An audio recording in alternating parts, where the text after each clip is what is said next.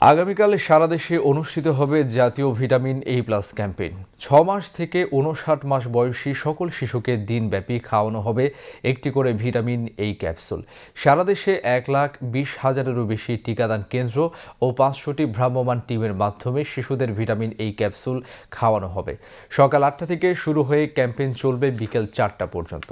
শরীফুল ইসলামের রিপোর্ট। শিশুদের হাম, রাতকানা রোগসহ অপুষ্টিজনিত বিভিন্ন রোগ প্রতিরোধে আগামীকাল সারা দেশে অনুষ্ঠিত হবে ভিটামিন এ প্লাস ক্যাম্পেইন। এই ক্যাম্পেইনের আওতায় 6 মাস থেকে 11 মাস বয়সী শিশুকে একটি নীল রঙের ভিটামিন এ ক্যাপসুল আর 12 থেকে 59 মাস বয়সী শিশুকে খাওয়ানো হবে একটি লাল রঙের vitamin A capsule.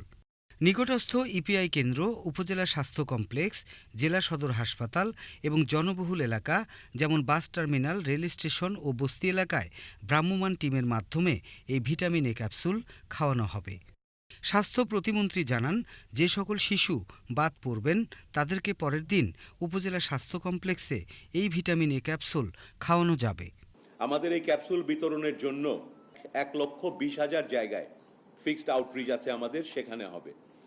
R temporary বা মোবাইল কেন্দ্র হবে আরো 500টি, যেগুলোর মধ্যে কোনোটা লঞ্চ ঘাটে, ফেরি ঘাটে, ট্রেন স্টেশন, বাস স্টেশন, এইসব জায়গায়। চিকিৎসকরা বলছেন, শিশুদের ভরা পেটে এ ক্যাপসুল খেতে হবে, তবে অসুস্থ শিশুদের ভিটামিন এ ক্যাপসুল খাওয়ানো যাবে না। বলে ভরা পেটে খাবে।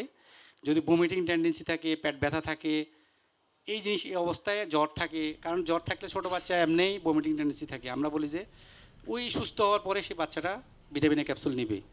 ভিটামিন এ ক্যাপসুলটা হাম এবং অন্যান্য রোগ, ডায়রিয়াজনিত যে রোগটা হয় তাদের জটিলতা প্রিভেন্ট করার জন্য ভিটামিন এ ক্যাপসুলটা খাওয়ানো হবে। চলতি বছর 2,40,00,000 শিশুকে ভিটামিন এ ক্যাপসুল খাওয়ানোর লক্ষ্যমাত্রা নির্ধারণ করেছে সরকার। সকাল 8টা থেকে শুরু হয়ে এই ক্যাম্পেইন চলবে বিকেল 4টা পর্যন্ত।